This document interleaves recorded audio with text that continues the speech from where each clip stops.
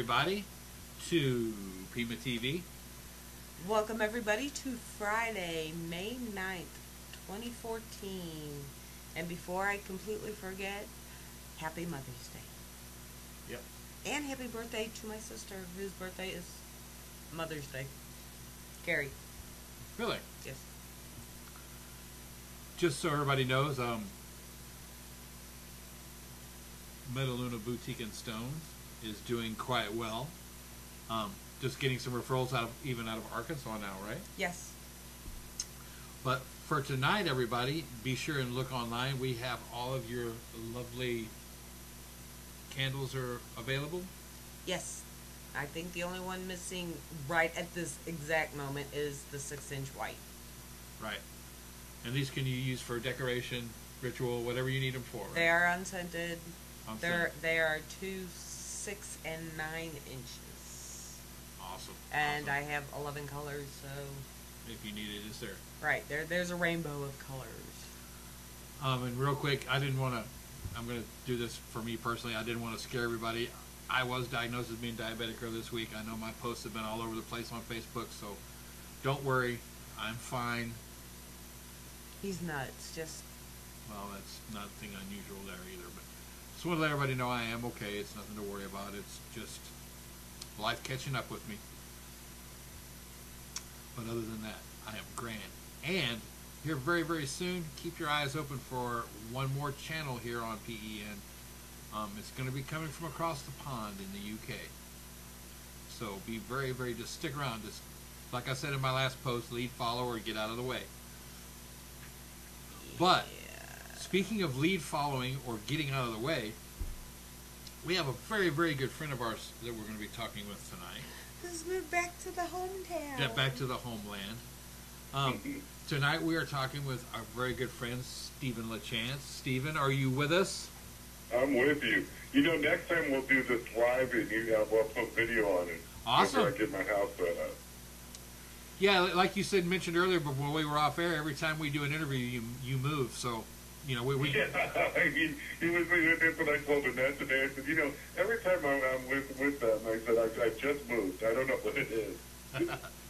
But you are back in the homeland. You are back in St. Louis proper. No, I am in the property, actually, right down in the middle of it all. Yeah, got some great food down there too. I know we were talking about that here too. Oh, and if you happen to need a pizza, look for Pantera's and order a pizza called the Hunk. Yes. I know. I used to work for Pantera's when I was a teenager. Okay, if you're from St. Louis, I managed the one in Baton for a while. Yeah. I'm really familiar with Pantera's pizza. Yeah. My particular two misses are Slimos and White Castles.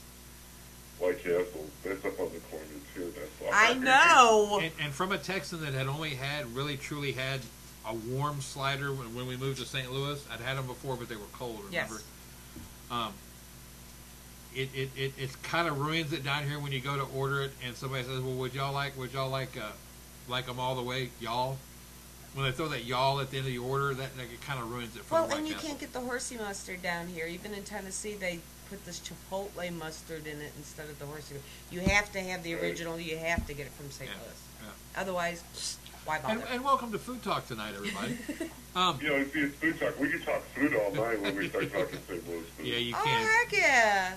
And the whole fact that nobody up there knows what a portion is. We know what a portion is when you're done. Yeah. We did barbecue wings tonight, boneless wings for dinner.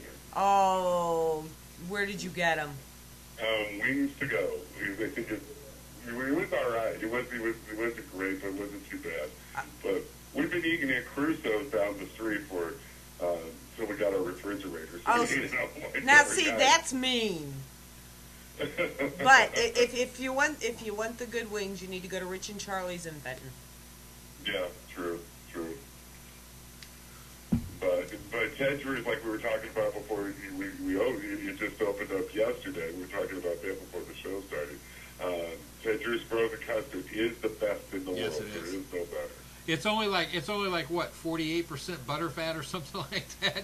Oh my God, it's unbelievable, but it's the most incredible stuff you've ever eaten in your life. Yeah, it is like a little piece of heaven, and they will. And for those of you who don't know, it's called a concrete because they'll put it in the glass, and before they hand you the glass, they put a spoon in it, and they'll turn it upside down and hold it in front of you. And pass it out the window, and if it drops, they buy your next two. Yeah. They buy your next one. And it never is drops. the home of the original concrete. Other people say they have concrete, but St. Louis is the home of the concrete. Yeah. So. Well, and Ted Drew's, the original one down on Watson's also been there for 80 years. Yeah. Yeah. And it doesn't drop out, folks. Don't worry. They don't ever have to worry about it dropping out. I've never heard of anybody having it drop out. Nope. So it's just cool that they do that. It's never happened. Well, you know, Stephen, the last time we were talking with you, you had The Blessed and the Wicked were coming out. Has that made it? Coming out. It's coming out in September. September of this 8th. year. Huh? It's coming out in September, but I thought it was coming out before that. No, it's always been September 8th. Oh, okay. You know, at first, I think the last time I talked to you, they weren't set on a date. Ah. But September 8th was the date that they finally settled on. You work with publishers, you never know. I mean, you could have a book done, and they could hold on to that book for a good year or so. Which, Blessed, you know, it's going to be about a year. They'll have about a year and a half before they probably actually send it out. They wait until the moment's right for them. Yeah. You know, so July? No, they're not going to put it out in July. They want it out for Halloween. Absolutely. Right. Yeah, and they'll wait until it's right for that Halloween. And this year they felt it was right, so it's coming out finally. They can't wait. Have you seen the book cover? Yes, I have. Actually, I think you have your newest graphics, and when I put it up there, it's pretty awesome. Yeah, it's a pretty awesome book cover. The first one, The Uninvited, was the man's eyes. This one's the female's eyes, to give you an indication of how this one's going to go out. But you know, I think they match up pretty good. So yeah. You know, this is a continuation of The Uninvited. Oh yeah. Well, yeah. I did. I'm glad you mentioned that because now all our viewers will know. But yeah, I had known that was the continuation. It starts immediately where The Uninvited left off. Absolutely where The Uninvited left off, except it's different in a lot of ways because you have that diary narrative that, you know, The Uninvited had.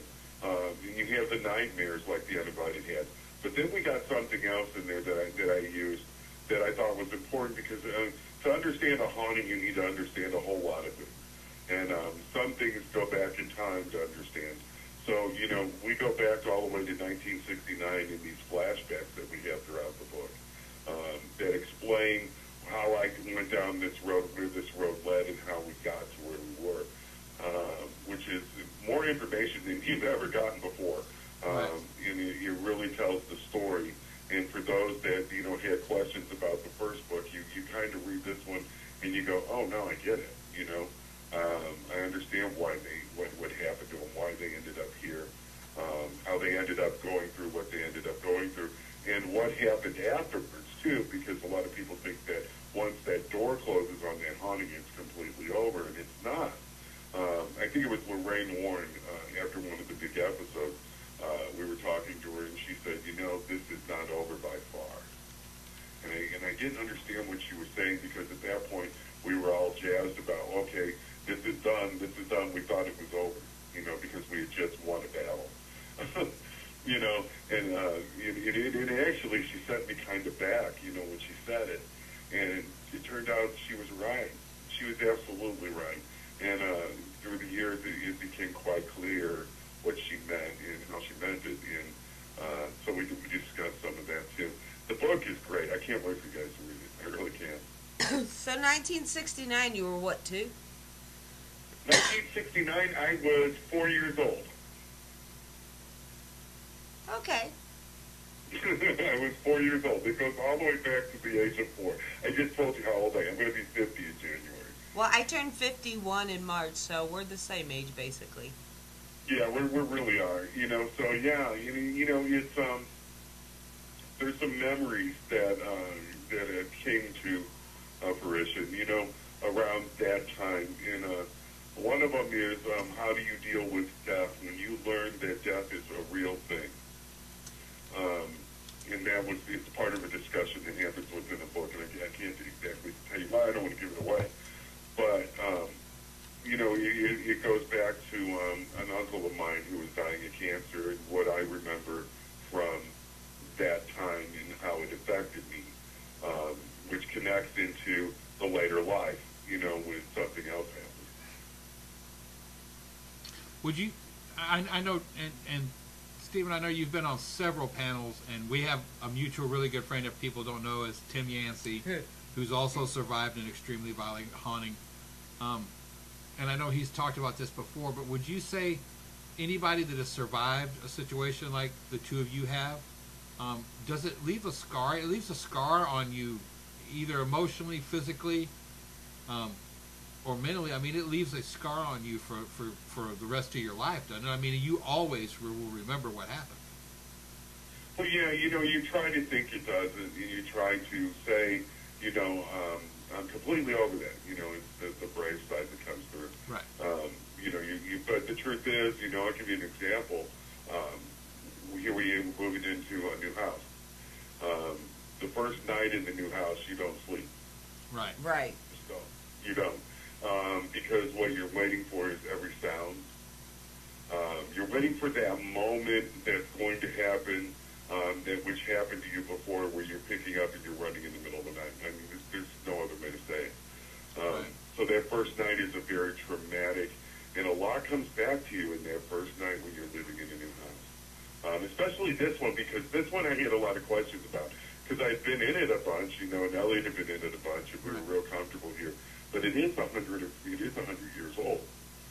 So, there was, that thought was, after I bought it, and it looks, it's like a brand new house in some ways, and in ways it's like an old house. And, all of a sudden that hit me. It's like, it didn't bother me that it was 100 years old, so I lay down to go to sleep in it. And then it's like, all of a sudden, damn, this place is 100 years old. What am I doing? And then, of course, everything was fine. Which it usually is. Everything is usually fine. However, there's that part of you that wants to go back there and remember what had happened to you when it wasn't fine, when you were waking up in the middle of the night and seeing different apparitions come by your bedroom door, or seeing your child be chased out wherever, from whatever, by whatever. All that stuff comes back to you pretty quick. Well, quite frankly, you and I both know that in St. Louis, we don't tear anything down, we reuse it. So, 100-year-old houses, for our viewers, is not out of the norm in St. Louis? Not out of the norm at all. I would say in the neighborhood that I live in, every single house here is of a different architecture. It's kind of cool. And you know what I'm talking about, because you've lived here. Absolutely. Everything is a different architecture. But they're all about 100, 150 years old. They're all renovated. But you just look down the street and you just get this feeling, man, of being back in time. I mean, it just doesn't feel like you're in the current time when you step through some of these streets. All the homes are usually made out of brick, which ours is. The red brick, St. Louis is known for their red brick homes and their World's Fair homes, which I looked at one of those too. While we were looking at a house, but that was way too much house. It was 3,800 square feet. Yeah. I got to the top floor, Kevin. I started shaking. I was like, and she looked at me and she's the real estate agent. And her name was Kim DeLab. She was great. She looked at me and she goes, "Too much house for you?" And I'm like, "Way too much house for me." I'm like, "Let's cut that down by at least 1,800 square feet, please." Right. Well, but it was gorgeous. It was gorgeous, man. If I had room and if I had a reason for that much room, yeah. But it was just incredible. But St. Louis, yeah, we renovate everything and we try to save everything. And I think that's one of the unique things about this city. Also, and your house is 100 years old. The neighborhood's basically 100, 150. But the World's Fair was 1904, so that was only 110 years ago. Right. So the World's Fair houses aren't any older; they're just a lot bigger. Yeah, they're just huge. Well, they're huge. I mean, when you see one of those, you know it. I mean, they're just huge. And Stephen, I think you'll back me up on this. St. Louis, as far as if you start taking about metropolitan areas that have a lot of paranormal activity, St. Louis is top 5, no matter who you talk to. Actually, we were Well, the you know, top the funny 10 thing for- is I live down the street, not too far from the Exorcist Hospital, from where the boy was with the Exorcist case. Election So, Brothers. I mean, It was go on, kid, I'm sorry. It was Election Brothers Hospital. Yeah, it was Alexian Brothers. They tore down the wing now, but it happened. And, however, the chapel that connected the two wings is still standing where they used to take the boy down as well, which is interesting. Come and see me talk this year, and we'll talk exorcism. Because I was one of the first investigators to do a lot of those locations. Yeah. Some of the locations some of the research you saw on Haunted Boy was actually mine. But you actually be showing pictures of a place that no one's ever seen before. That a priest was housed until the time of his death, and once he died, they cleared a whole floor of a hospital, and no one is ever going to be there again. And Let's just put it that way. That's Dr. That is Father William Boder. Well, some say it was. Some say it was. The other thought is that it's the if you read the case and stuff, there was the father that went in every day and he read the boy's story. And as the demon possessed the boy would whisper to him and tell him things about his future, scared him to half to death. The idea is that William Peter Blatty wasn't far off when he said that the demon jumped into a priest. He got that from somewhere, Right. And the thought is that exorcism case is actually what happened at the end of it, and it's never been really publicized. Anybody that's from St. Louis has always heard that story. It's like the Holy Grail. I've been to the Holy Grail. yeah. One of the guys who was on my team when we were up in St. Louis, his friend actually bought the house the boy lived in prior to the exorcism. The one in Normandy? Yes. Yeah. That's a location that I kind of stayed away from on purpose. I feel that, that's a case that people probably shouldn't mess with. And I've seen the people that have messed with it. I know when I was doing my research, was right before the Union case went to pieces, right before we ended up under oppression and possession. Was that part of it? Could be. Who knows? But I also seen other friends that have tried to do the research there and have horrible things happen to them. Their lives fall apart. Health issues come in, and and there's one friend of mine that I keep telling him to stay away from there. And every time he doesn't stay away from there, something does happen, and I'm really worried every time that he tries to take that step toward there. Right. Do you remember back in the early 80s when they tried tearing down the wing of Alexian Brothers? Mm-hmm. Yeah, it was there's stories about the actual construction workers seeing things. They actually at first had trouble taking the wing down, and then was it a black mist, a black cat they saw run out of there at one point? There were some different things that I've heard. How about you, Kim? Well, I remember seeing the newsreels on it, and they started out with a medicine ball, and when they swung it at the building, it would swing away from that room, and it did it three times that I know of. It would not go through. That's what I had heard. And then once they were able to pierce the building, something came out of it. I don't remember if it was a black mist, a black cat, I have to go back and look at the research. It was a black mist that they said came out in the form of a large black cat, which some there you go. Some said I had it right. like a panther type size, but right. black cat. cat. Yeah, it was big.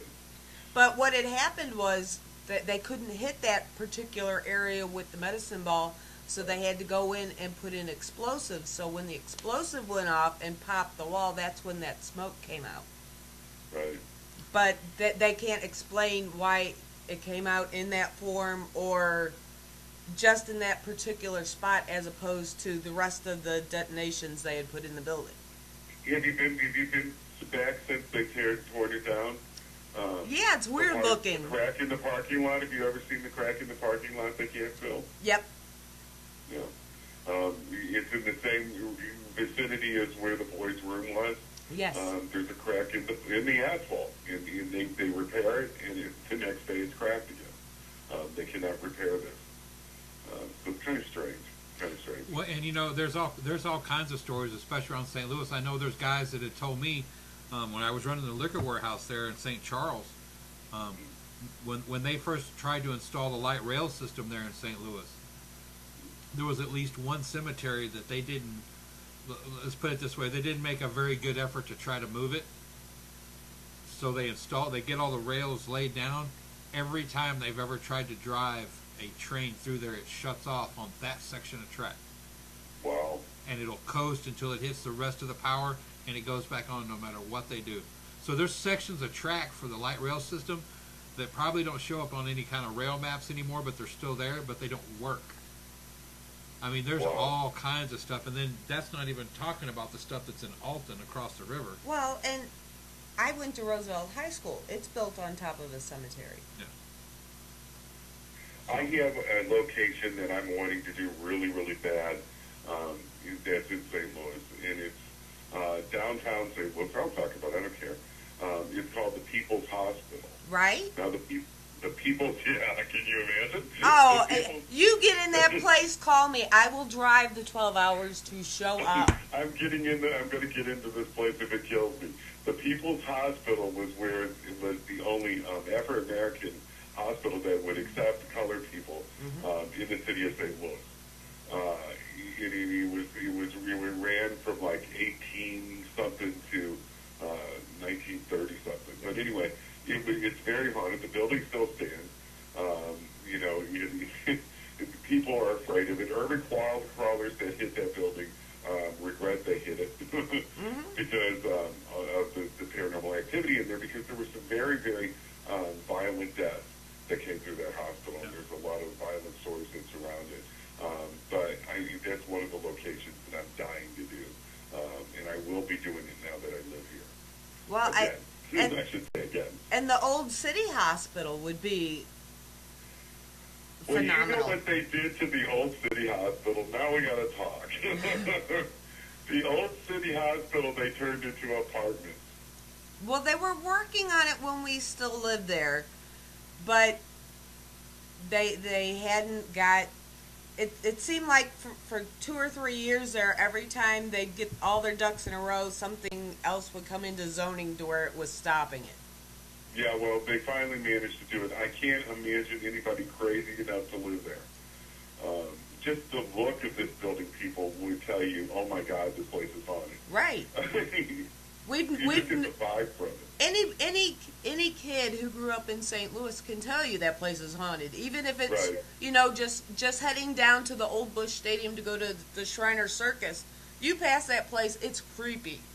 It's creepy as hell. You know, and it's like, are you kidding me? You people are living there? What are you thinking? You know, I'm like, I don't get that, but okay. Yeah, could you imagine people? Could you imagine the poor people who got the morgue room apartment?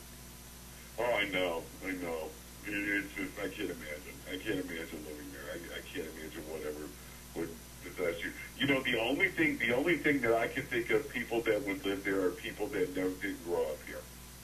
Right. Period.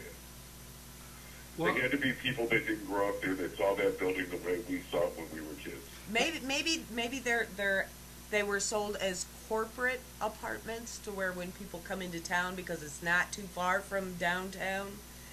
You know, I have to look that up and see what they're doing there. I know there are apartments on there. People are renting them, and that's craziness. Well, that would make sense to me, you know, them not living in the city, but if they need a place to go, you know, the corporate we'll put you up in our apartments, not telling you it used to be the creepiest hospital in the world. Well, and a lot of people need to understand too that, you know, it's a well-known theory that one of the things that attracts paranormal activity is moving water. Yeah. And in the United States, other than the big bodies of water that are like on the coastlines, you don't get a much bigger moving body of water than the Mississippi. And the Plus, Missouri. you have all the caverns underneath the city of St. Louis Yeah. that have the running water that goes through underneath the city itself. Yeah. You know, and you remember the Lund Mansion and the Lund Brewery. I Yep. mean, there's parts of those caverns, those Lund caverns, that you have to wear air masks to even go down to. Well, that's Anheuser too. My grandparents lived 6 blocks from Anheuser-Busch's world headquarters. Right. So you've I got used to all think that that. was Willy Wonka's chocolate factory. You Well, remember those big, you know- big wrought iron gates? They used to, I was looking over there the other day to see if they had them, and I couldn't see it. And I used to, when I was a kid, I thought, you know, Willy Wonka was going to come out of there. They still have those great big gates. But see, I didn't get the fun of making it Willy Wonka because they live so close. In the summer, I could smell that yeast. Did you? But you know what? But you know that was a disappointment. You know, it's they have cleaners on that now. They have cleaners on that so you don't smell it. You know, when I was a kid, you know, you smelled that all over South St. Louis. I mean, that was one of the things that you grew up with, and you loved that smell. Didn't you like that smell? I absolutely hated that smell. You did really? I can just talking about it. I can smell it. Well, I can't even drink a beer to this day because of that smell. Oh, really? I used to love that smell. And, you know, one of the disappointments to me was, you know, that, you know, that was 20 years ago when we moved back. Right. You know, I was like, where's the smell? But they put cleaners on it. You don't smell it anymore. Well, if you do the tour and you go into I can't remember, it's right before you get to the bottling room. There's an upstairs and it has the original brass sinks in it. You can still smell that smell inside that room. Oh, wow. Because as soon as we hit that room, I'm the first one out the door on the other side because I don't like the smell. It's a smell that I always liked. You know. But on the other hand, it is something we grew up with. It's a childhood memory. If you smell that smell, you know you're back in St. Louis. Yeah, and it brings you back to, you know, a certain place, maybe a certain time even. You know what's funny is I'll be driving down the street or we'll be going someplace and I'll see something and it'll trigger a memory. Like I was walking up the street the other night with Elliot, and I can remember walking up a city street much like it with my mother singing a song to her. Mm-hmm. You know, and I had to be about 3 or 4 years old.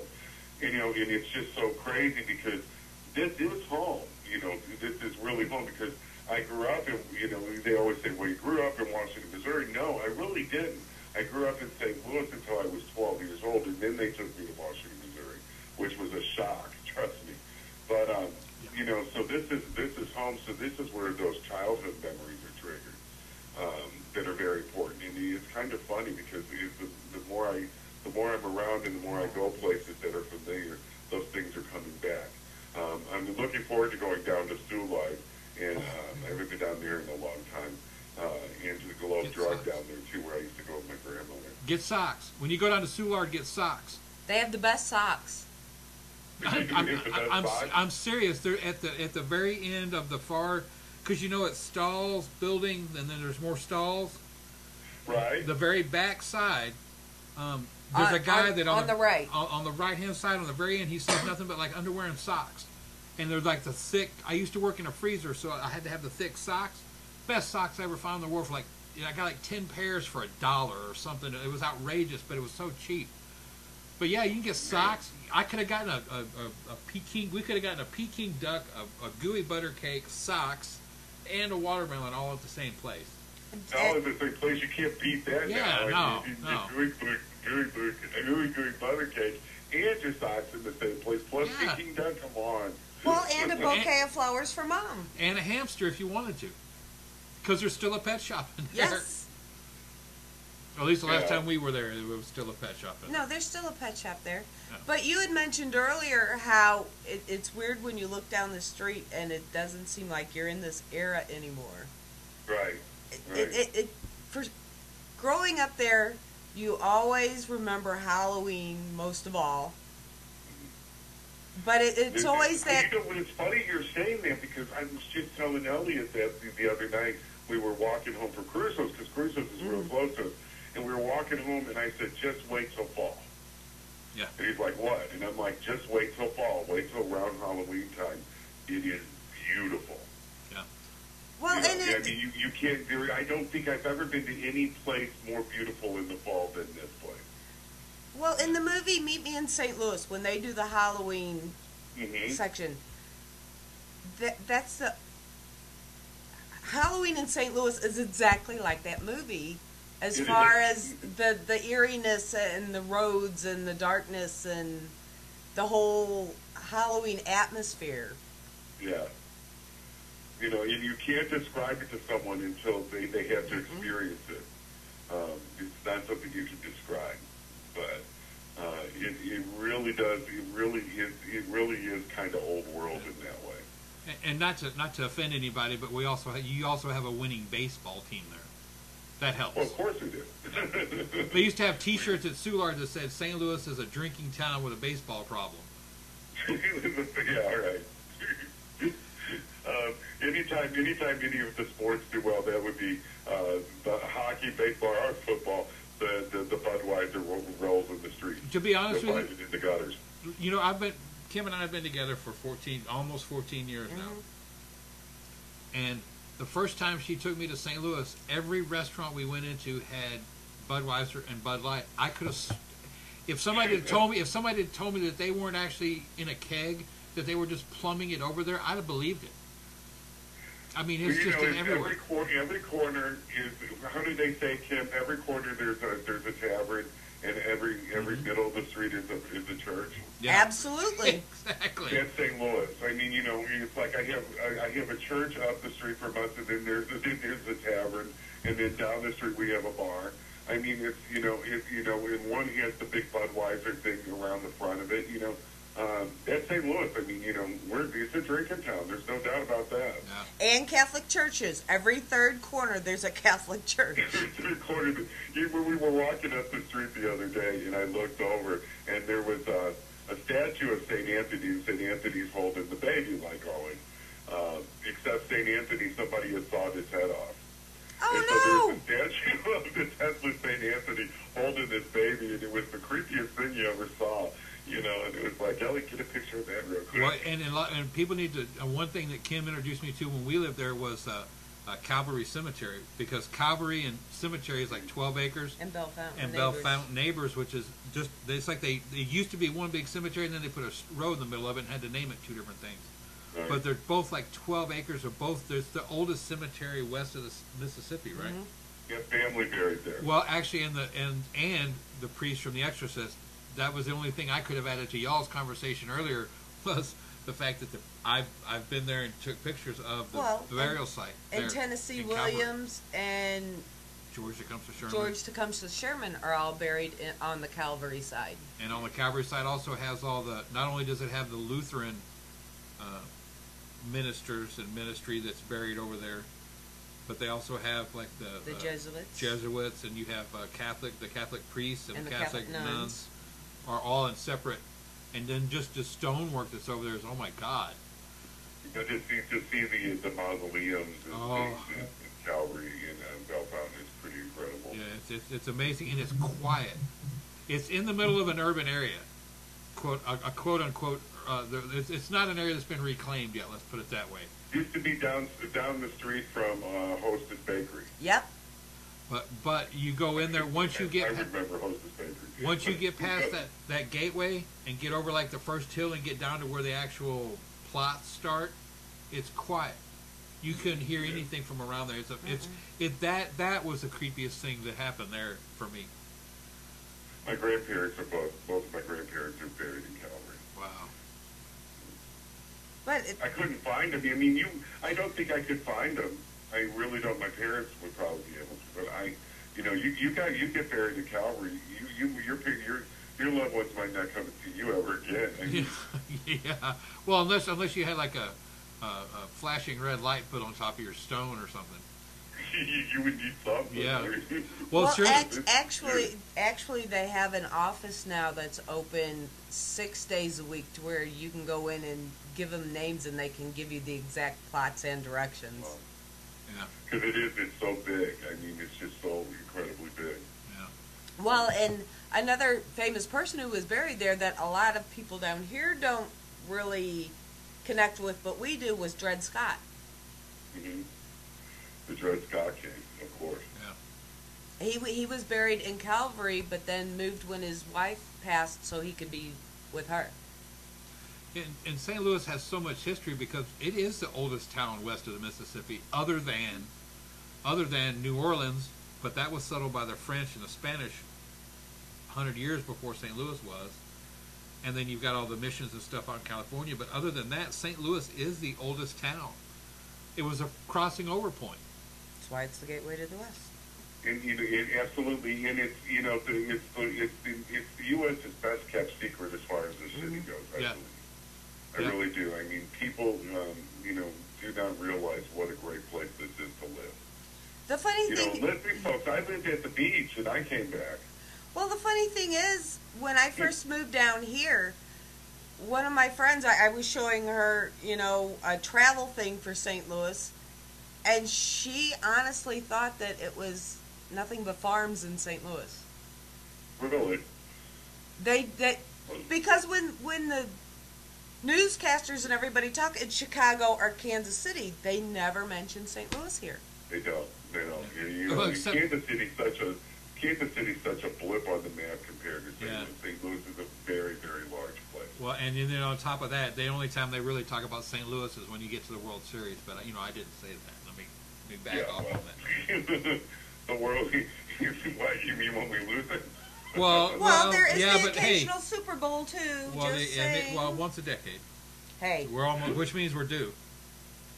There's rumors that we might be contenders this year. Well, did you see the size of that offensive tackle that they picked up in the first round? Absolutely, I did. That's what I'm talking about. woo! I bet Steven Jackson wishes he was still there. That's all I'm going to say. I bet he does. I bet he does. Because I think that defense is going to be one to be reckoned with. Yep. And now you've got Bradford's blind side covered.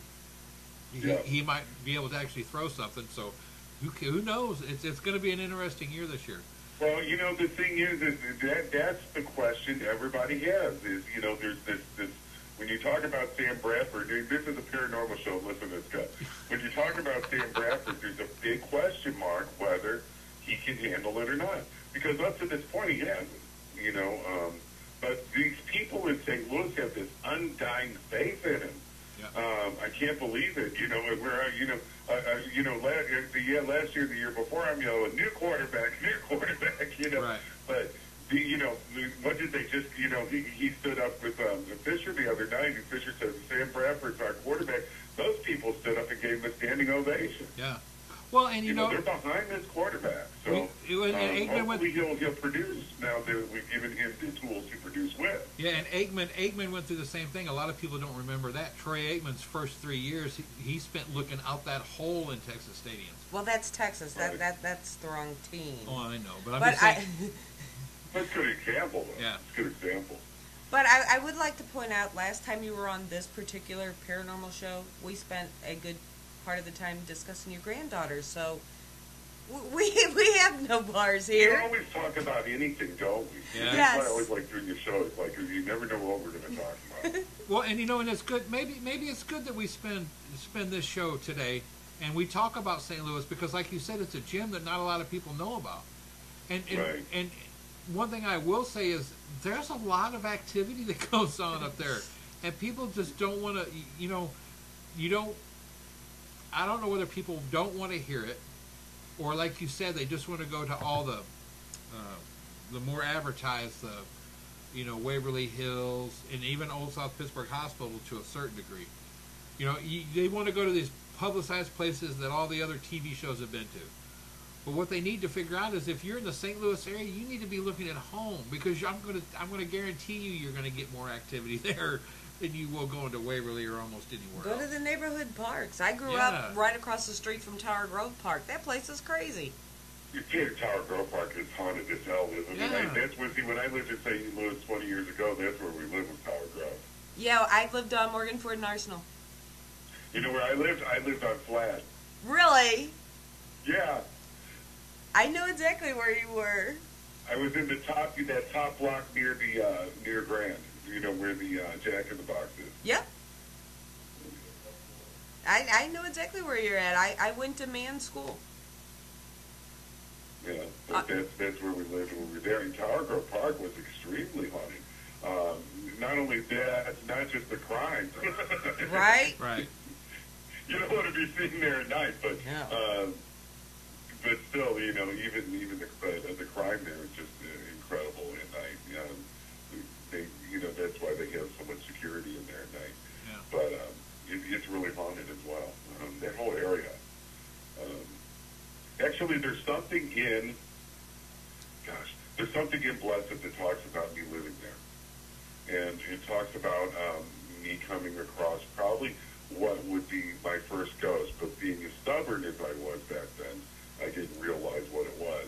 I woke up in the middle of the night, and I had an old slave woman standing at the end of the bed, and she was putting her finger to her mouth, and she was going, shh. Wow. And I woke, you know, and I thought I was dreaming, you know, that sort of thing, and I shook myself, and then she was gone. And I always thought, you know, at that point I thought, well, I was dreaming. Now I know better.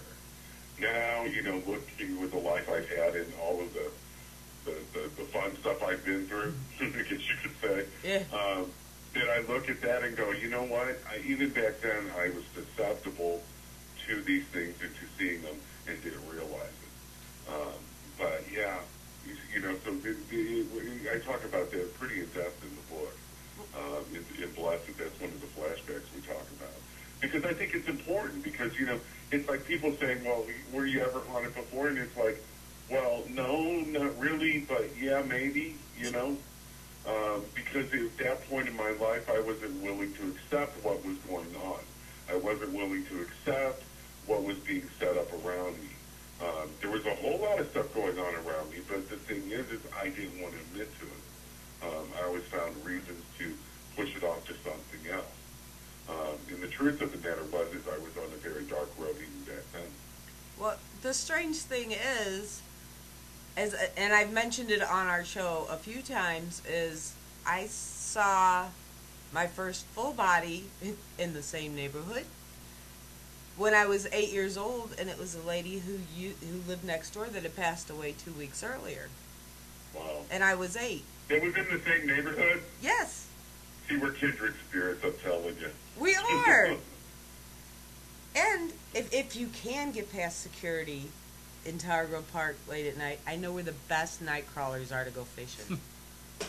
Yeah, well, you know, I used to know the head of security there, but he quit just recently. So no, I don't know who it is now, so it will be a little difficult to get in there at night. But yeah, I mean, they'll catch you. but you know, that's the thing is, I don't ever hear anybody talking about like parts of Central Park that might be haunted, and you don't hear anybody. Well, if you live in Chicago, God bless you, bless your little pea-picking hearts. But you don't hear about people talking about outdoor things in Chicago that are haunted either. St. Louis, everything is. Yeah. I mean, it's almost like the difference between living in a normal area and living in Chernobyl. Because I mean, yeah, I think you know. Yeah, that's the thing. It's, you know, there's no question about it. I mean, around you, it's definitely a spiritual place. Let's put it that way. Yeah. That's a very good word for it, I think. Well, and when people say, how did you get into this? We grew up in this. Yeah. It's not that we had a choice. St. Louis is its own entity.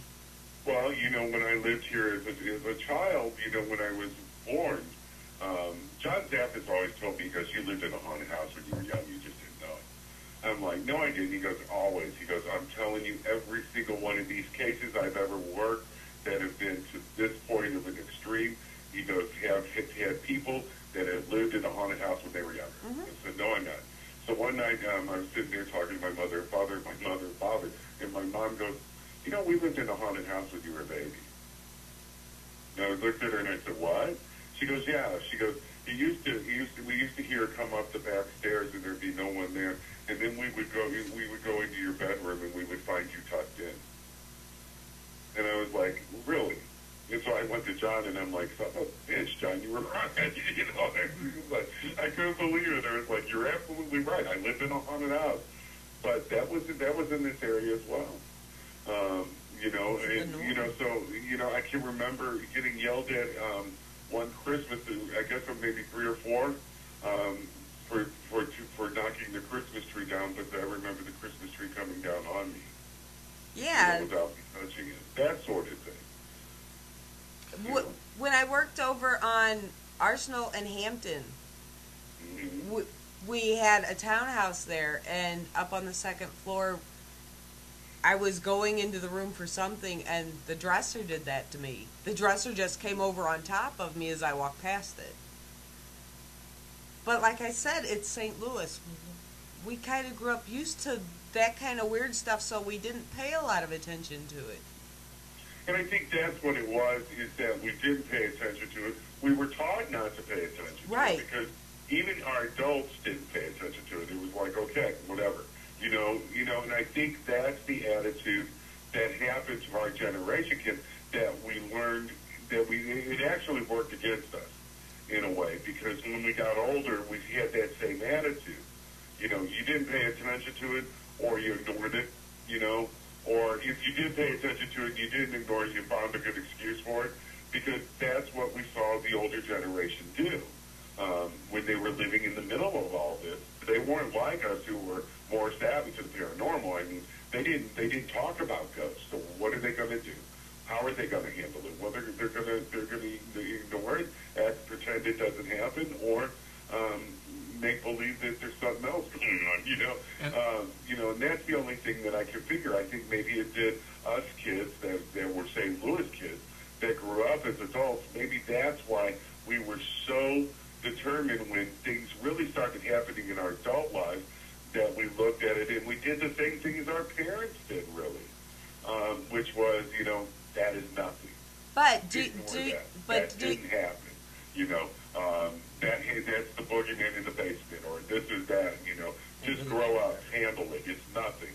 You know, because those are the tools that our parents gave us.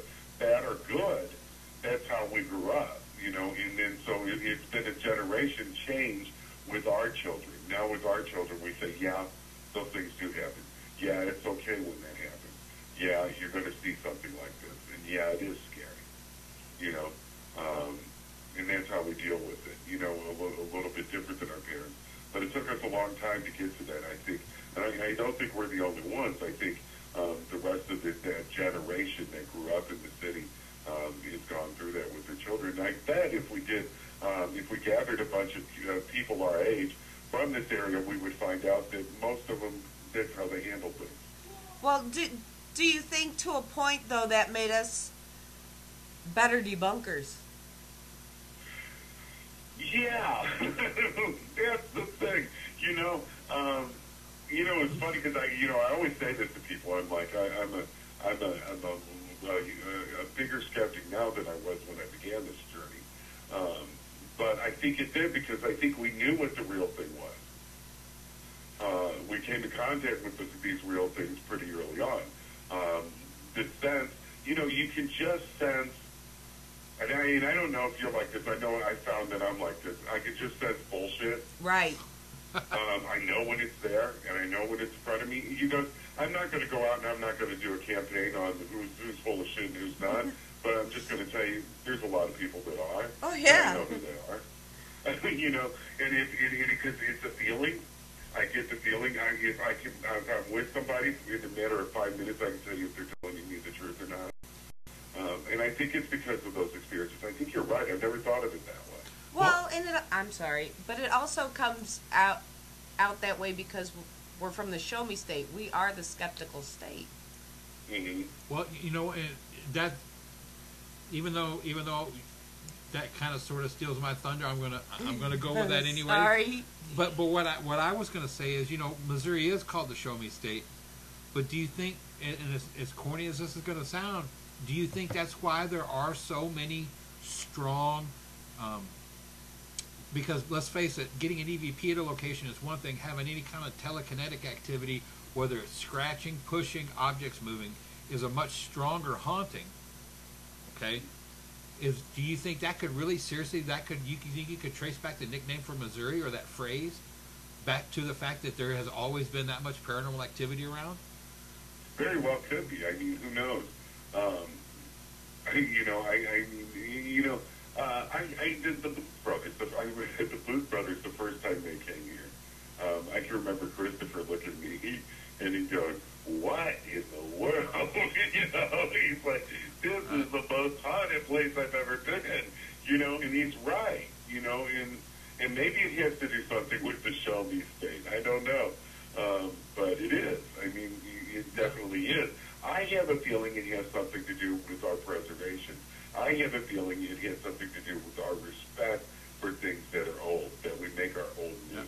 Yeah. And I think that's probably the key to why it's so haunted. And for all you kiddies out there, if you do go investing in the St. Louis area, don't provoke. Just saying. Just let me throw that out there. Yeah, it's not a smart idea. Especially up there. Yeah, this is not a place you want to provoke. Yeah. Definitely not. No, because there are old things in St. Louis. Very, very old things in St. Louis. They've had a lot of time to think about what they wanted to do. So careful what you ask for and what you do when you go up there. But you should do that anywhere you go anyway. Mm-hmm. Yeah, I mean, this is definitely a place that you don't. If you go out and if you do investigate this place, that's a place you want to play around. I have a feeling, and I said that. You know what? Here comes that phrase again. And I've said this to a lot of people that have come here, and we went to different places, and it's like, and invariably I say don't to someone. I remember doing this at the Morris Mill. Right. Yeah. I went out there, because, being the first investigator there, I knew a lot about the Morris Mill when I went out there. So I go out there one night just to see how things go, because I hadn't been there in a while, and there's a team going in. And this guy's like, "I can't wait to get in there. I'm going to do this and I'm going to do that." And he's a big guy like I am. And I'm looking at him and I said, "Don't you provoke." I'm like, "Don't go in there and start pushing your way around with this because you'll regret it." He went in there and started pushing his way around. They found him on the front porch crying later in the night because what had happened is that it had locked him into a room and pinned him up against the wall and wouldn't let him go. Yep. Absolutely. But everybody who goes in there gets warned. There is a big guy down in the basement. Do not mess with him or he will get you back. Well, I saw Sean Lycum, another big guy. Sean Lycum in the basement of the Morris Mill Hotel. I saw that guy picked up and thrown against the wall. Mm-hmm. And I mean picked up and thrown. And I've never seen somebody so scared in my life as I saw the look on his face as he went flying through the air. Absolutely. We were there at 2 o'clock in the afternoon. At 4 o'clock in the afternoon, still sunny, still bright, still really nice day, right around Thanksgiving. A team comes in. They weren't there 5 minutes. One of the guys popped off with something. 2 minutes later, he's laying in the hallway with scratches down both ends of his back. Yeah. And I've warned people about that place. I'm like, that place, and they were like, "Oh, it's demonic." And I'm like, No. You just got a really pissed off human being that lived once, that's in that place. It's just really, really angry. Yeah. And you know what? I've always thought that it was Bertha's husband. She killed her first victim in the Morris Mill Hotel. I would totally agree with that. Have you been to the cemetery to see Bertha? Yes, and I love the fact that she is buried. She is completely surrounded by all of her victims. She cannot. Where's her first husband buried? He is on, when you're looking at the gravestones, he is on her left side. That's her second husband. Okay. Her first husband's buried at her feet. Really? The way they have the tombstone set when we were out there, he was on the left, and the second husband was on the right. He's buried at her feet. He really, literally is at her feet. Well, the stone may be to her left, but his body is at her feet. Right. Yeah. That's what I'm telling you. He's at her feet. Wow. Well, so the thing is would you want to be buried underneath, below, think about it, below, at the feet of the woman that killed you? And back from that time period, yeah.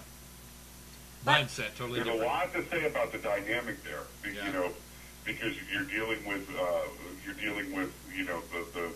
man-woman thing, he was the master of his wife and his home and everything. You know how it was back then. Oh yeah, oh yeah. And she kills him, and then you bury him at her feet. Well, they buried her actually above him. Right. But, you know, yeah, you know, no wonder you got stuff going on there. Absolutely. Well, and you've got the limestone, and you've got the river, and. I mean, it's in a perfect location. I spent a week filming in there, and I got to tell you, and we were the first investigators in there ever. You know, we were the guinea pigs. Mm-hmm. And I spent a week in there, and I mean, we stayed there for a week. No running water. Right. You know, the toilet was outside. You know, campfire at night. You know, generators when we had enough fuel for generators. You know, it was the week before Thanksgiving, 2009. It was colder than it was colder than cold. But we spent a week in there, and the amount of activity that came out of that building was phenomenal. Same with us.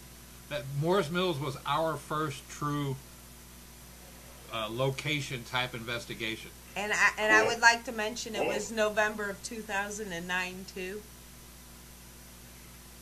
Yep. We were there right before Thanksgiving. You were there the week before we were. Yeah. Uh-huh. Because he was opening it up right after we left. Right. To the public, you know, because he wanted us to do the film first. So we did the film. Film was what the film was. I mean, there's a lot of cool things to it if you ever see it. There's a lot of cool things to it. One of the cool things is we never tell you what the EVPs are saying. You gotta use your own imagination. But you know, it was the first film I ever did, so you know, it looked like a college film in a way. Well, yeah, but you also have to take into consideration the location, the way it's built, the way it's set up, and then you've got the whole creepy doll thing going on in the top floor, and the slamming of doors everywhere. Yes. Yes. That unsettles you. I mean, when you're there in the middle of the night, and all of a sudden those doors start slamming, and you know, you can't describe that feeling of how it is. I was upstairs on the second floor one night, and I had a young boy with me. He was a teenager. He was I forgot his name. He was a really good investigator though. He rolled a musket ball down the hall because he called me up and he said, "Steven, I want you to see this."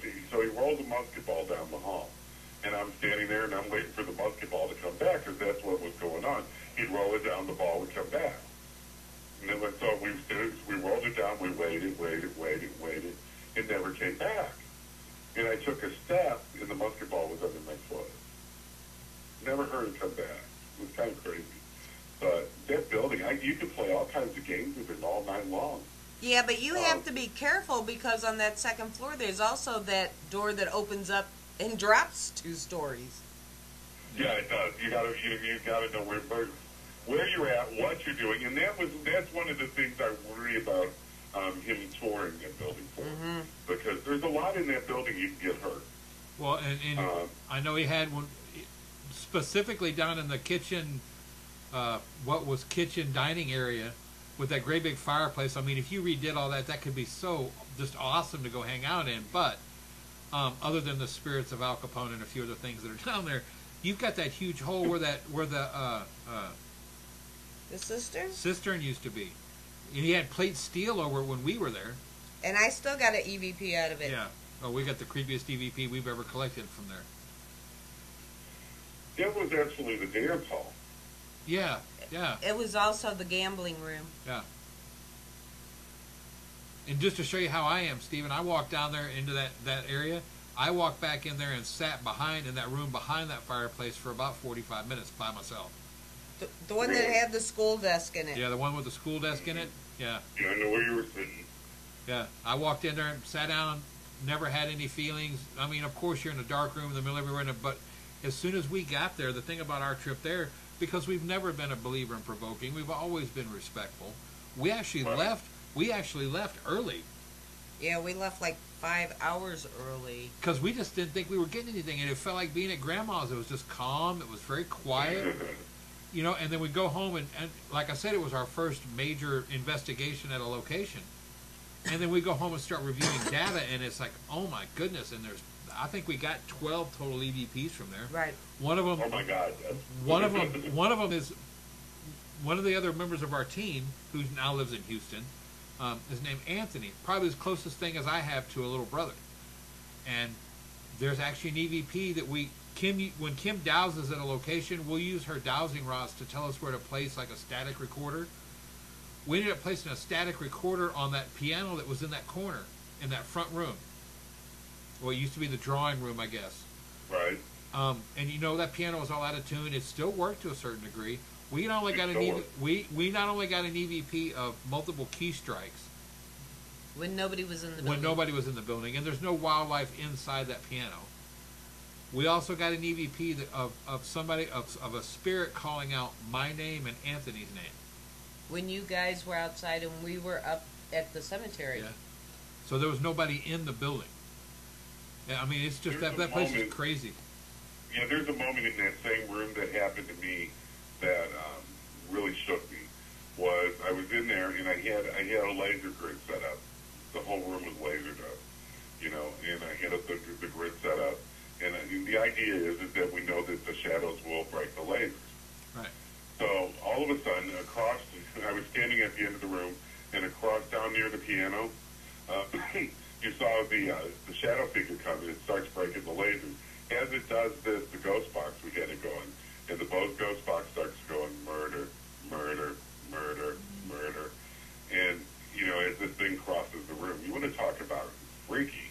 I mean, you know, it creeps us all out. There's just no explanation. It's on. If you ever see the Morse Mills, the film, you'll see that it's in there. You'll actually see when it happens. But it rocked my world a little bit. Yeah, and that mirror in that front room is what creeped me out the most. Yeah. And I took multiple pictures of it. We never got any anomalous data to come out of it, but just the way that you almost wonder what that mirror has seen in the time that it's been there. You know what I mean? It's just that's the haunting feeling I got was from that mirror. Just the way that mirror looked. See, we were lucky, you guys. We were in there early. Yeah. People that are going in there now, they're getting told urban legends.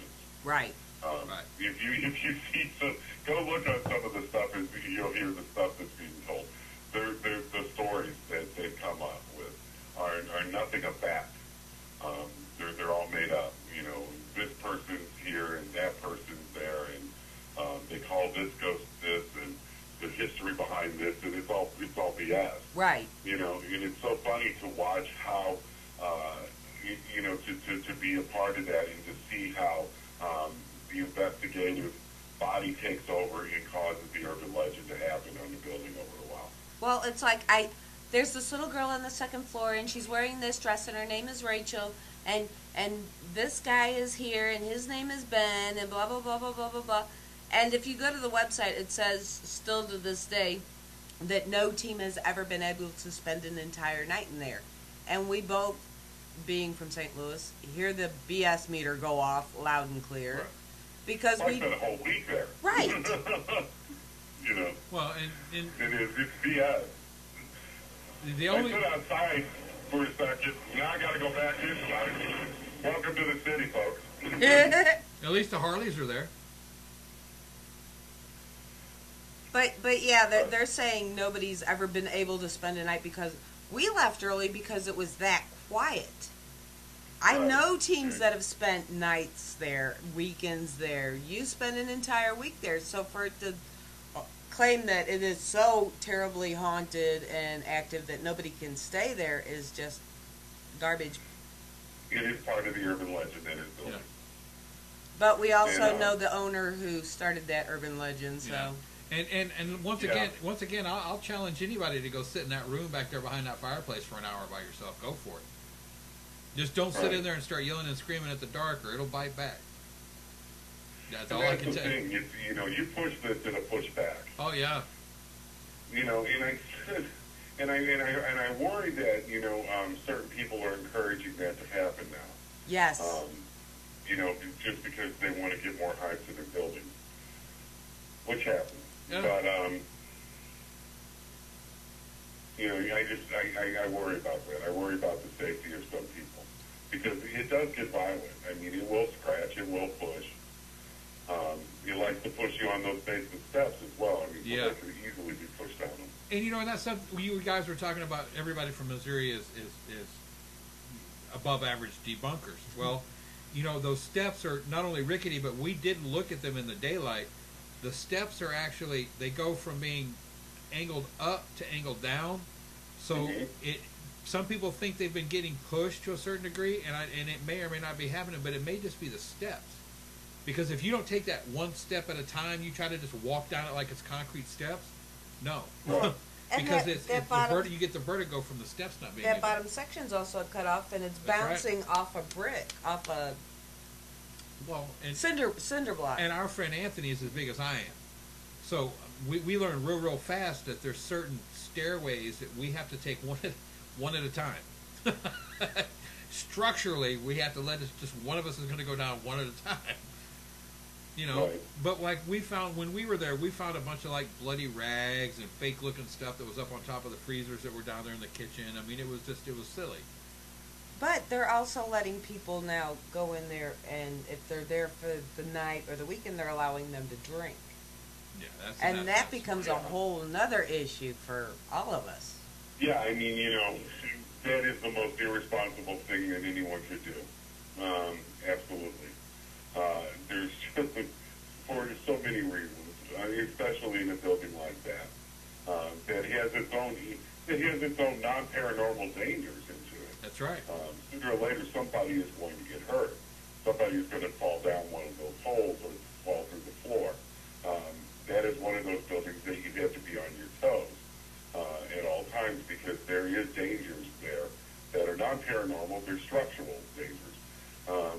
You know, and then you add the paranormal to that, and you start adding alcohol to it too, and you just got to wonder just how safe of an environment that would be. Well, and then even just the area itself. If you go past the ice house across the street, there's a river. There's a steep bank and a river that rushes through. So, I mean, okay, you're not in the house. You decide you're going to go see what's across the street, and you fall in. If you're drunk, you're not going to have the wits about you to get out. I mean, you walk down to the bridge at the other end, it goes off into nowhere. Right. You know? Right, or you walk up to the cemetery, but you have to walk on the highway. Yeah. Well, and Stephen, I have to ask you, because we've never talked about Morris Mills before. Did you have like a huge... I know when we were there, we had at least 8 or 9 vehicles that would circle that little... Because where Morris Mills at is actually on that triangle of land. We probably had 8 or 9 vehicles that probably circled us 2 or 3 times before they drive off. Like locals that were like, who the hell is that?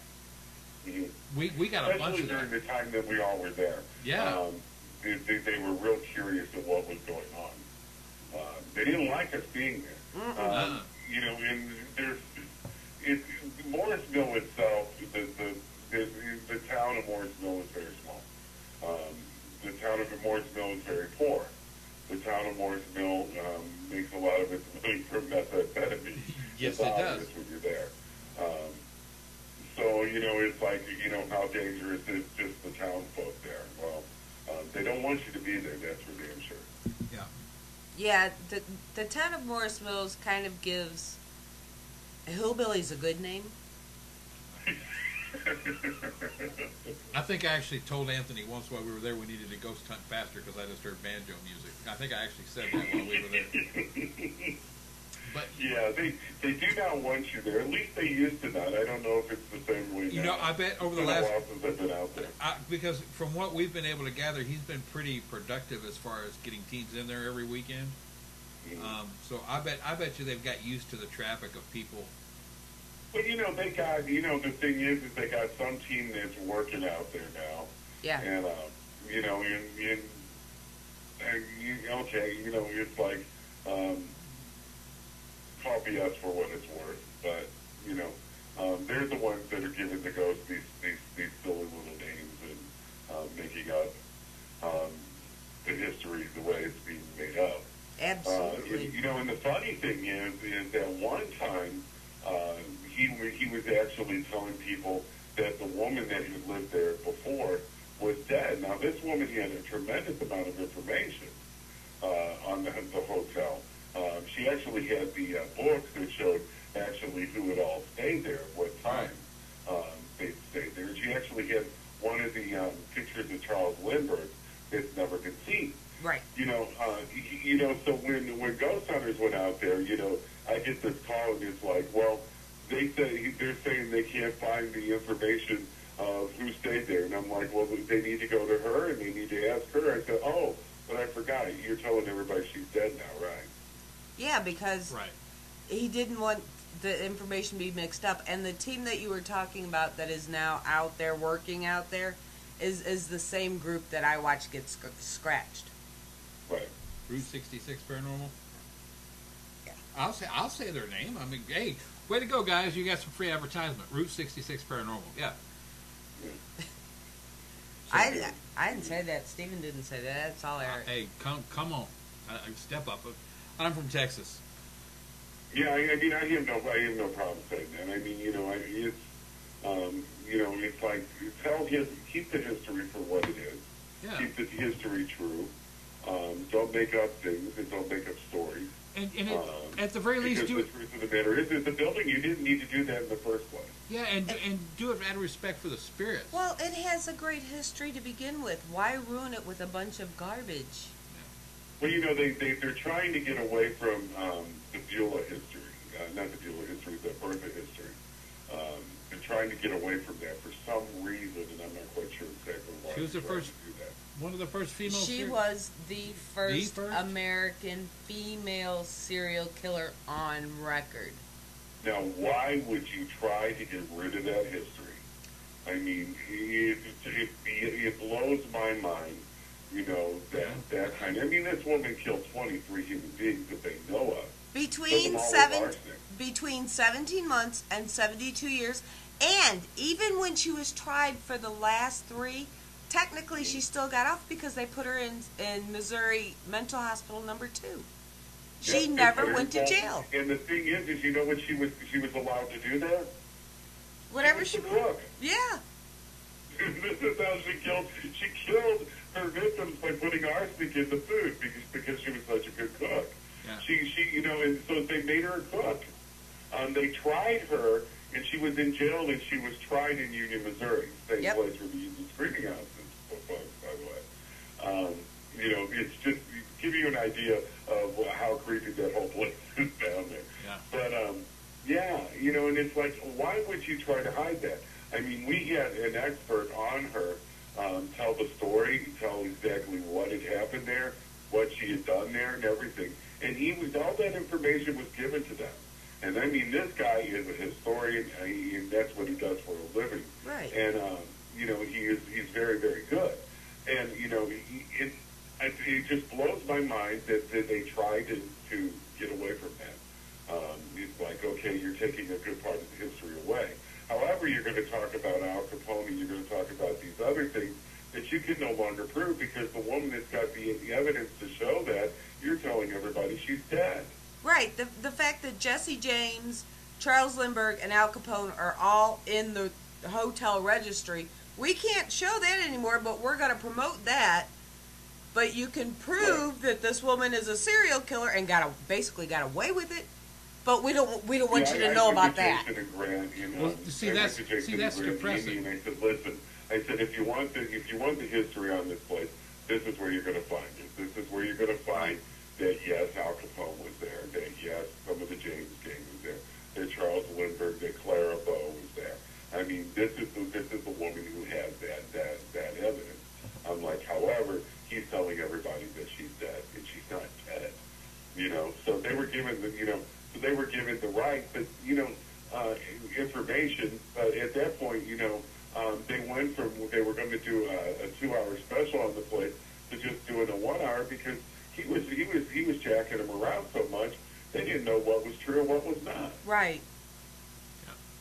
Which is really sad because, like we said, the history on the place is amazing in its own accord. It doesn't need anything, and it doesn't need anything changed to make it better. It was great to begin with.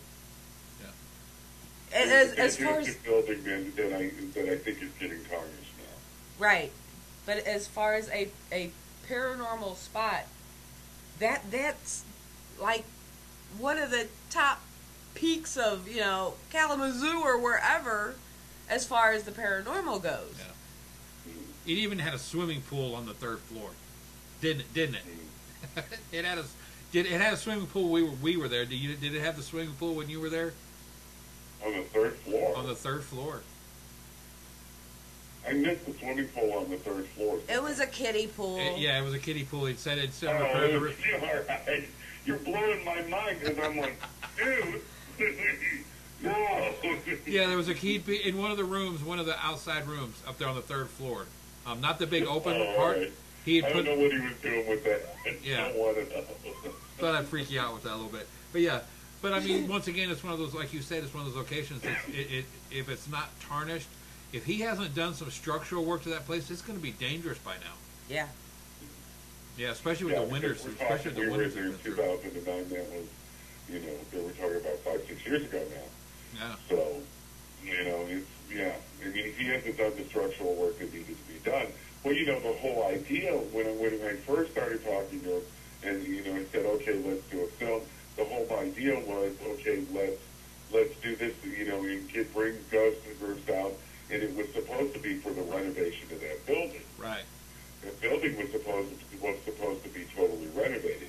Now we're 5-6 years later, and it's not. Which means all the money from all the groups that go in there every weekend, and they pay, it's $600 at least. They're paying, it's like every weekend 35 for 5 years, and the building's still not done. Nothing has been done to it. I feel like I was taking advantage of it, if you really want to know the truth. Well, we were there a week or so after you were there, and we actually caught him talking to one of his friends saying that he was going to take the paranormal for everything it was worth and then have the place tore down. He had no intentions on it. He just came in and threw around a saw or banged on the wall with a hammer to look like he was working when the teams came in. Mm-hmm. Yeah, I know. I mean, he was, he really felt like, I feel like he's taken advantage of a lot of us. Because all of us that have gone in, he has given the story of, well, I'm redoing this. All the money that you give me goes to the renovation of the building and to keep the building alive. Well, he was full of shit. And it's not the truth. Yeah. Well, he's also the one, when you got there, would tell you, I'm a non-believer, but then tell you 12 ghost stories. Yeah, well, and he was afraid to be in the building. Yeah. And he's a character. I don't know what else to say, but, so beware. And there's a good lesson here. Yeah. Beware when someone tells you that they're doing something for renovation. Make damn sure that it's being renovated. If that's what your thing is, and that's why you're going to these places, you want to help a building out, if that's why you're going to a certain place because you want to help in the renovation, make sure it's happening, because in that case, it surely was not. Yeah. But it is a great location. It's just the owner we're not overly thrilled with, but the building itself is wonderful. Don't judge the dead by the living. Right. Right. That's just it. And, contact one of us if you ever go, and we'll give you the real story. Yeah. Absolutely. Real quick, people can find your books and stuff at StevenLaChance.com. StevenLaChance.com. We're going to actually start selling the books online in July. Okay. People have been bugging me through this for a long time, so we're going to start selling, autographed copies through the website, and that's StevenLaChance.com. Now, blessed are the link. It comes out September 8th, but you can reserve your copy on Amazon right now. And Amazon is guaranteeing the lowest price, so I don't know what that means or whatever, but so go ahead and reserve your copy, because I'm going to tell you, a lot of you people, with the uninvited, the uninvited wasn't supposed to hit until September 8th, but the people who had bought it early on Amazon actually got it about a week before everybody else. Awesome. Mm-hmm. So you'll get to read it sooner, because I'm sure it's going to go the same way. Yeah. But I can't wait for you guys to read it. It's an awesome book. Yeah, we can't wait for it to come out. This is the first book that I can say that I really liked that I wrote. Yeah, he wasn't thrilled with Probably going to suck, right? Right. No. No, it's really good. I mean, anybody that's read the book so far, I've had readers that have read it. I've other radio shows that have read it. I had one radio show that read it. Anybody that's read it, people that have read The Uninvited love it. People that didn't read The Uninvited, after they read it, want to read The Uninvited. You know, everybody talks about how good it is and how it stands on its own, which was really important when I wrote it. I wanted it to be a book that stood on its own. But I also wanted it to be, you know, the sequel, which it is. But I think you guys are really going to like it. Yeah. I don't consider it a sequel. I just consider it a continuance. Because most... Yeah, I guess it's the way, you know, that's how I describe it, you know, is they call it the terrifying sequel. Well, it just continues. If I would have had it my way, I would have put The Uninvited in this book together and sold it that way. But they wouldn't let me do it. So what they said is, okay, Stephen, what we'll do is we'll sell a box set down the road. Okay, well, that kind of kept me quiet then. I was like, all right, we'll sell a box set down the road. Right. Yeah. But we all know that if you add the word sequel to anything, it usually comes out not as good as the original. So it's not your sequel, it's a continuance thereof. Yeah, I think this is better actually than the first book. Yeah. You see that? And there's a lot of people that might argue with me later because there's so many people that love the first book. But I think this one's better in some way. I think the writing is more solid. Yeah. Well, and Stephen, as much as I hate to do this, we got to go, man. This time always goes by so fast. I know. We've believe it or not, we started 2 minutes early, and it's now we're 22 minutes over. So we've actually gone almost an hour and a half almost. Wow. Every time we get together. Well, that's because we never stick to a subject. We tend to go everywhere we want to. And the next time that we're ever at the same convention and we have a table and you have a table, we're just going to make sure our tables are right next to each other. That way we don't have to. Together, so because that way we can catch up on everything. we would just piss everybody off yelling back and forth across the room. Yeah, absolutely. I mean, that's how it would happen. Yeah. So, we're doing some really cool things with the book launches, though. So keep your ears and eyes open. Always. It's not going to be your normal book launch. We're going to some unique places, and the actual book launch party is going to be available to anyone that wants to come. And I can't tell you anything more yet. Well, I'm telling you, if you get into the People's Hospital, give me a call, and I will definitely. And you want to go? You want to go with me? Absolutely. You know, there's likely we'll come across some hobo's, but oh well. Hey, you know what? Just take some extra change and throw it on the ground, and you'll be fine. With the St. Louis attitudes, we'll scare them off. We'll handle it. Yeah, especially if you're hanging around with this. That's a scary building. Hey, Stephen, you're going in there with a Southside girl. She's not scared of much. Oh, but it's still got a lot of the original equipment still in it, and it's been closed for years. So I mean, it's a place to really go see. I'm telling you, you get in there. I will. If I got to be your roadie, I will carry your bag. I am not kidding. My goal is, now that I'm here back home, is to really start showing some of the true haunted places in St. Louis. Not awesome. The ones that you've already seen. They're cool. You know, Love Mansion was cool. It is cool. I've been there. You know, but you know, there's a lot of these unsung heroes out there that I'd like to show. And Mineral Springs Hotel over in Alton. Oh, I've been there millions of times. Yes. Yes. You know, that's one of them too. I would like to do something that. The meat locker. So, just there's a lot of craziness that get ready because it's coming your way. Go to the females pool and the meat locker. I've been there both. Yeah, that's some creepy stuff down there, man. Wow, you know where I had the most activity in the Mineral Springs Hotel? In the apartment upstairs. Pearl's room? I was lucky the apartment was empty, the whole apartment upstairs. And that apartment upstairs is the most haunted. The one on the corner? Than any other place in the Mineral Springs Hotel. Pearl's room, the one on the corner? Yes, sir. Yeah. Yep. Wow. Yeah, we probably really should never play together. We would probably get in a lot of trouble. No, we should. Yeah, we'd probably get in a lot of trouble. Alton, again, the YWCA in Alton, too. Really? Yeah, the YWCA.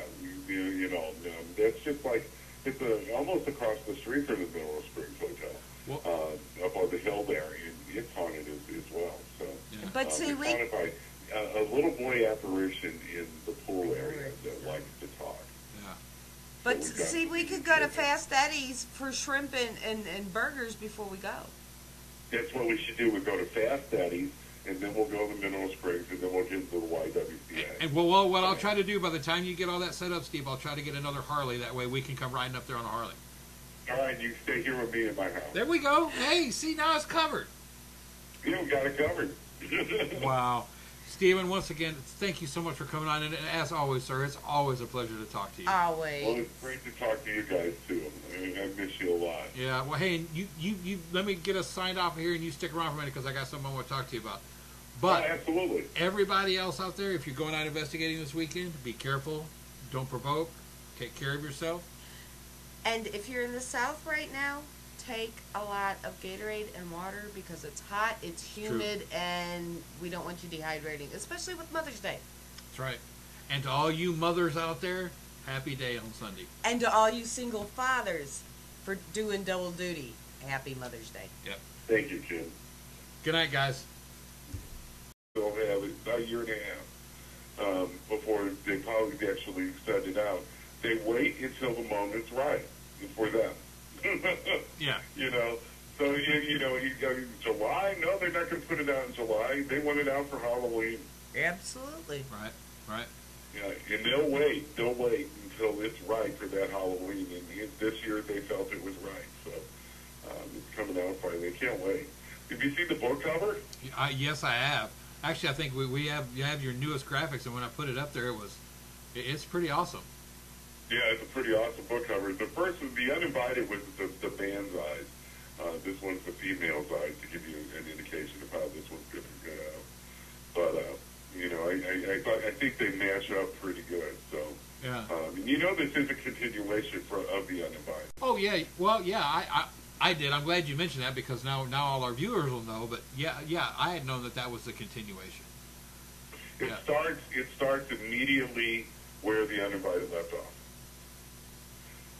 Absolutely, where The Uninvited left off, except it's different in a lot of ways because you have that diary narrative that The Uninvited had, and you have the nightmares like The Uninvited had. But then we got something else in there that I used that I thought was important because to understand a haunting, you need to understand a whole lot of things, and some things go back in time to understand. So, we go back all the way to 1969 in these flashbacks that we have throughout the book that explain how I went down this road, where this road led, and how we got to where we were, which is more information than you've ever gotten before. Right. And it really tells the story. And for those that, had questions about the first book, you kind of read this one and you go, oh, no, I get it, I understand what happened to them, why they ended up here, how they ended up going through what they ended up going through, and what happened afterwards, too, because a lot of people think that once that door closes on that haunting, it's completely over, and it's not. I think it was Lorraine Warren, after one of the big episodes, we were talking to her, and she said, this is not over by far. And I didn't understand what she was saying because at that point, we were all jazzed about, okay, this is done, we thought it was over, because we had just won a battle. And actually she sent me... Put this chipotle mustard in it instead of the horsey. You have to have the original, you have to get it from St. Louis. Yeah. Otherwise, why bother? And welcome to Food Talk tonight, everybody. It's food talk. We can talk food all night when we start talking St. Louis food. Yeah, you Oh, can. heck yeah. And the whole fact that nobody up there knows what a portion is. We know what a portion is when you're done. Yeah. We did barbecue wings tonight, boneless wings for dinner. Oh, where did you get them? Wings to go. I think it was all right. It wasn't great, but it wasn't too bad. But we've been eating at Crusoe's down the street till we got our refrigerators. Oh, now see, that's mean. But if you want the good wings, you need to go to Rich and Charlie's in Benton. Yeah, true. But Tedger, like we were talking about before we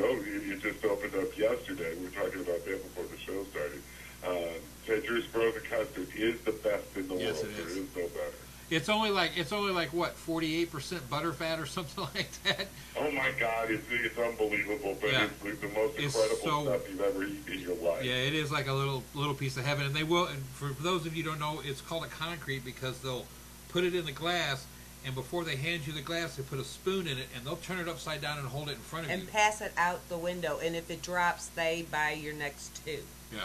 They buy your next one. And And never it drops. is the home of the original concrete. Other people say they have concrete, but St. Louis is the home of the concrete. Yeah. So. Well, and Ted Drew's the original one down on Watson's also been there for 80 years. Yeah. Mhm. Yeah. And it doesn't drop out, folks. Don't worry. They don't ever have to worry about it dropping out. I've never heard of anybody having it drop out. Nope. So it's just cool that they do that. It's never happened. Well, you know, Stephen, the last time we were talking with you, you had The Blessed and the Wicked were coming out. Has that It's made still it coming out. It's coming out in September. September of this 8th. year? Huh? It's coming out in September, but I thought it was coming out before that. No, it's always been September 8th. Oh, okay. You know, at first, I think the last time I talked to you, they weren't set on a date. Ah, But September 8th was the date that they finally settled on. You work with publishers, you never know. I mean, you could have a book done, and they could hold on to that book for a good year or so. Which, blessed, you know, it's going to be about a year behind the back, you know, when she said it. And it turned out she was right. She was absolutely right. And through the years, it became quite clear what she meant and how she meant it. And so we discussed some of that, too. The book is great. I can't wait for you guys to read it. I really can. So 1969, you were what, 2? 1969, I was 4 years old. Okay. I was 4 years old. It goes all the way back to the age of 4. I just told you how old I am. I'm going to be 50 in January. Well, I turned 51 in March, so we're the same age, basically. Yeah, we really are. You know, so yeah, you know, it's there's some memories that came to fruition. You know, around that time, and one of them is how do you deal with death when you learn that death is a real thing. And it's part of a discussion that happens within the book, and I can't exactly tell you why. I don't want to give it away. But, you know, it goes back to an uncle of mine who was dying of cancer and what I remember from that time and how it affected me, which connects into the later life, you know, when something else happens. would you? I know, and Stephen, I know you've been on several panels, and we have a mutual, really good friend, if people don't know, is Tim Yancey, who's also survived an extremely violent haunting. And I know he's talked about this before, but would you say anybody that has survived a situation like the two of you have, does it leave a scar? It leaves a scar on you, either emotionally, physically, or mentally. I mean, it leaves a scar on you for the rest of your life, doesn't it? I mean, you always will remember what happened. Well, yeah, you know, you try to think it does, and you try to say, you know, I'm completely over that. You know, it's the brave side that comes through. Right. You know, but the truth is, you know, I'll give you an example. Here we are moving into a new house. The first night in the new house, you don't sleep. Right. Right. So you don't. Because what you're waiting for is every sound. You're waiting for that moment that's going to happen, which happened to you before, where you're picking up and you're running in the middle of the night. I mean, there's no other way to say it. Right. So that first night is a very traumatic, and a lot comes. Awesome. And awesome. I have 11 colors, so If you need it, it's there. right there's a rainbow of colors. And real quick, I'm going to do this for me personally. I didn't want to scare everybody. I was diagnosed as being diabetic earlier this week. I know my posts have been all over the place on Facebook, so don't worry. I'm fine. He's nuts. Just Well, that's nothing unusual there either, but just want to let everybody know I am okay. It's nothing to worry about. It's just life catching up with me. But other than that, I am grand. And here very, very soon, keep your eyes open for one more channel here on PEN. It's going to be coming from across the pond in the UK. So be very, very, just stick around. Just like I said in my last post, lead, follow, or get out of the way. But speaking of lead following or getting out of the way, we have a very, very good friend of ours that we're going to be talking with tonight. Who's moved back to the hometown. Yeah, back to the homeland. Tonight we are talking with our very good friend, Steven LaChance. Steven, are you with us? I'm with you. You know, next time we'll do this live and we'll put video on it. Awesome. After I get my house set up. Yeah, like you mentioned earlier, but when we were off air, every time we do an interview, you move. So, you know, we Yeah, I mean, that's what I told Annette today. I said, you know, every time I'm with them, I said, I just moved. I don't know what it is. But you are back in the homeland. You are back in St. Louis proper. Oh, I am in the property, actually, right down in the middle of it all. Yeah, got some great food down there too. I know we were talking about that there too. And if you happen to need a pizza, look for Pantera's and order a pizza called the Hunk. Yes. I know. I used to work for Pantera's when I was a teenager. Okay, if you're from St. Louis, I managed the one in Baton for a while.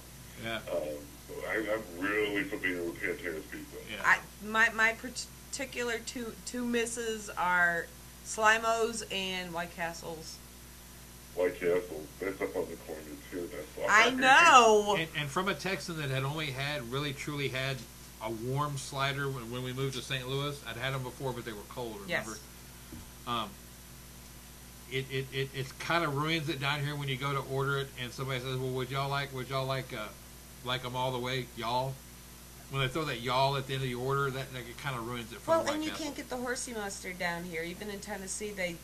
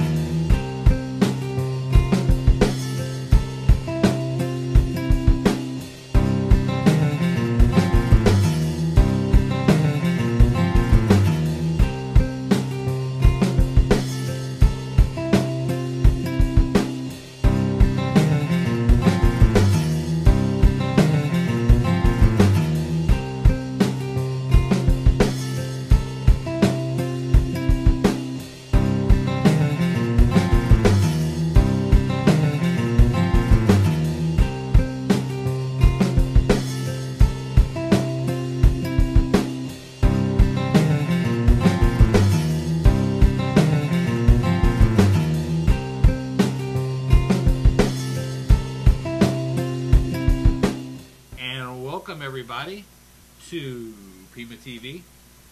Welcome everybody to Friday, May 9th, 2014. And before I completely forget, happy Mother's Day. Yep. And happy birthday to my sister, whose birthday is Mother's Day. Gary. Really? Yes. Just so everybody knows, Metaluna Boutique and Stones is doing quite well. Just getting some referrals out of Arkansas now, right? Yes. But for tonight, everybody, be sure and look online. We have all of your lovely candles are available. Yes. I think the only one missing right at this exact moment is the 6-inch white. Right. And these can you use for decoration, ritual, whatever you need them for. Right? They are unscented. Unscented. They are 2, 6, and 9 inches.